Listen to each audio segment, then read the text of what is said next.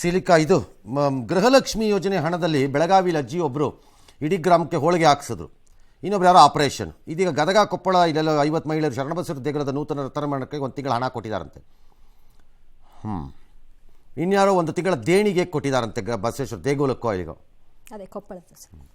ನಾನು ಅವ್ರು ಕೊಟ್ಟಿರೋದು ಬಿಟ್ಟಿರೋದು ಅದು ಅವ್ರ ಇಷ್ಟ, ದುಡ್ಡವ್ರದ್ದು ಸೇರಿದ ಮೇಲೆ. ಪರ್ಪಸ್ ಏನು ಕೊಡೋವಾಗ ಗ್ಯಾರಂಟಿನ? ಬಡವರ ಅನುಕೂಲ. ಬಡತನದಲ್ಲಿ ಅವರ ಜೀವನ ಸುಧಾರಿಸಬೇಕು, ಅದರಿಂದಲೇ ಅವರು ಬದುಕುವಂತೆ ಪರಿಸ್ಥಿತಿ. ಹಾಗಾಗಿ ಅಕ್ಕಿ ಕೊಡ್ತಾ ಇದ್ದೀವಿ. ಯಾಕೆ? ಬದುಕಬೇಕ್ರಿ, ಸಾಯ್ಬಾರ್ದು. ಕರೆಕ್ಟ್.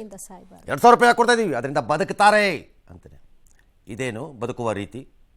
ನಂಬಿಕೆ ಸರಿ, ಅವ್ರು ಕೊಟ್ಟಿದ್ದು ಅವ್ರು ಇಷ್ಟ, ಕಾಸು ಅವ್ರ ಕೈಗೆ ಸೇರಿದ್ಮೇಲೆ ಏನಾದ್ರು ಮಾಡ್ಬೋದು.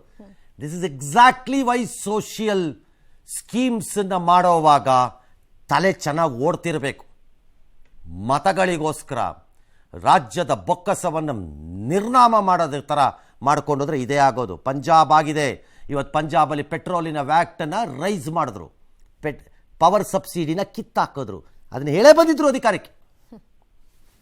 ಕೇರಳ ಕಾಗದ ಬರೆದಿದೆ ಗೌರ್ಮೆಂಟ್ ಆಫ್ ಇಂಡಿಯಾಗೆ, ಸಾಲನ ಅರ್ಲಿ ಎತ್ಕೊಳ್ಳೋಕ್ಕೆ ಪರ್ಮಿಷನ್ ಕೊಡಿ ಅಂತ. ಪಂಜಾಬ್ ಹೋಗಿದೆ, ಹೆಚ್ಚು ಕಡಿಮೆ ಪಾಪರ್ ಚಿಟ್ಟಿ ಲೆವೆಲ್ಗೆ ಬಂದು ನಿಂತ್ಕೊಂಡು ಆಗೋಗಿದೆ. ಈಗ ಅದು ಕೇರಳದ ಪರಿಸ್ಥಿತಿ ಹೋಗಿದೆ. ಈಗ ಕಾಯ್ತಾ ಇರಿ, ಸ್ವಲ್ಪ ಇನ್ನೂ ಇದೆ. ಇದ್ರದ್ದು ತುಂಬ ಡಾಟಾ ನನ್ನ ಹತ್ರ ಕಲೆಕ್ಟ್ ಮಾಡ್ಕೊಂಡು ಇಟ್ಕೊತಾ ಇದ್ದೀನಿ. ಯಾವ ಥರ ಒಂದು ಒಳ್ಳೆ ದಿನ ಬರಲಿ, ಎಲ್ಲ ಎಕ್ಸ್ಪ್ಲೈನ್ ಮಾಡೋಣ ಅಂತ.